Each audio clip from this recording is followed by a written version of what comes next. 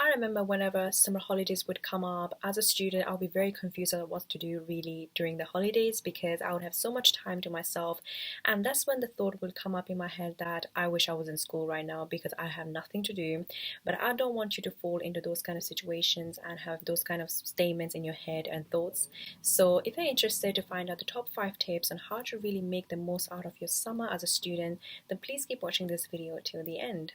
So as soon as this video ends, I want you to do the first step, which is to make sure that you are setting out 2 goals or at least 3 goals that are non-negotiables, meaning that these 3 goals have to be accomplished before school reopens or college reopens or university reopens, whatever that might be. You want to make sure that you have achieved these 3 goals by the end of the summer 2021 or 2022, whenever you're watching this video. But depending on that, also have those another 2 hobbies or 2 habits or whatever that might be, or goals, and you want to actually achieve them, but it's okay if you don't achieve them as well. They're not really compulsory for you to achieve like those 3 that I've mentioned before. So you want to make sure that you are setting out 3 goals that you want to accomplish definitely by the end of summer, and also extra 2 that if you also accomplish those are going to make you feel good as well. So yeah, so have 3 goals that are non-negotiables and 2 that are preference goals as well. Step number 2 is definitely a hard one, especially for somebody who is an introvert, a shy person, or someone who is an overthinker and has anxiety and all those kind of things. And that is to write down all those negative thoughts and obstacles that might get you in the way in achieving those 3 non-negotiable goals by the end of the summer. And this can mean, for example, let's say if you want to go swimming every single day for the next, I don't know, 3 months, if your holiday started now from school, then what are some of the things that actually can cause you to actually not get into that particular hobby or goal? So for example, it could be that it might be raining one day. So what can you do to prevent those situations in general? But this is not something that you should be doing for hours and hours and thinking about all kinds of situations and problems that might come into your life for the next 3 months before you accomplish your goals by the end of the summer. But this is just giving a scenario of some of the things, hypothetical things that you can actually do to make sure that you're preventing yourself from thinking about those negative thoughts and obstacles all the time that might disrupt your achieving your goals by the end of the summer as well. So you want to make sure that you are writing down any kind of negative thoughts or obstacles that might be getting into your way to achieve your goals in summer. Step number 3 is making sure that you are tracking your goals on a weekly or a daily or a monthly basis. And I prefer on a daily basis because then exactly I can tick it off that I've actually done this for myself and I'm one step ahead of actually achieving my goal by the end of the summer. So you want to make sure that you're tracking yourself every single day, preferably for myself, because then I know exactly where I'm going with my goals and stuff. But if you're somebody who likes to track maybe weekly, then you can do that as well, or monthly as well even. But I believe that if you can do it daily, it's more consistent and you're keeping yourself in track, because sometimes whenever you're tracking weekly, there are some days that you can actually miss and you might actually forget that you missed as well because you have not written it down.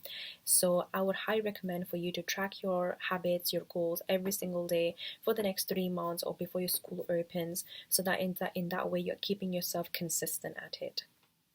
Tip number 4 is making sure that you are keeping yourself a deadline of when you want to actually achieve all these goals. And this usually can be just before school reopens. For example, I would say at least 2 weeks before school opens, you want to be able to achieve all your goals that you wanted to achieve in the summer. By then you will have exactly 2 weeks to actually prepare for school, university or college, and in that way you're giving yourself time to prepare for that, but at the same time you're satisfied and fully content inside your heart that you were able to achieve things that you wanted to achieve in the summer, and you become a new developed person, a more confident person, a more valuable person. So yeah, I would highly recommend for you to definitely keep a deadline, a strict deadline of when you want to achieve these goals. But this does not mean that you are focusing on that deadline all the time, but it just keeps yourself in track and accountable on when to actually achieve those goals by the end of summer. I think tip number 5 is probably the most important one. That is to make sure that you're having fun in these 3 months or whatever, how many weeks you have of holiday in summer as a student, because I believe that the more you have fun in these times, the more you're going to enjoy your adulthood as well, and you don't want to be stressing yourself out and becoming the perfect version of yourself. And this is not what the channel is about. If you're trying to be perfect here, that's not what the channel is about. It's definitely make sure that you're learning about yourself for the next 3 months and how you can achieve your goals what do you do whenever you get angry, whenever you are motivated, what do you do whenever you're lacking motivation, what do you do? So you're learning and discovering yourself every single day till the summer ends. In that way you will learn about yourself, and in that way you'll discover yourself and explore yourself, and you will become the best version of yourself as well, because I believe in self-growth.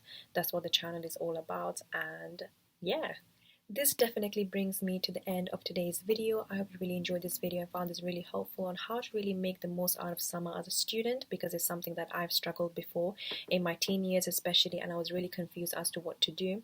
But hopefully this video has helped you with that. And if you found this video really helpful, then please do like, share and subscribe to this YouTube channel, because I definitely post this kind of content on a weekly basis. In that way you will stay tuned to these kind of videos if you're really interested in them. But other than that, I will see you in my next week's video.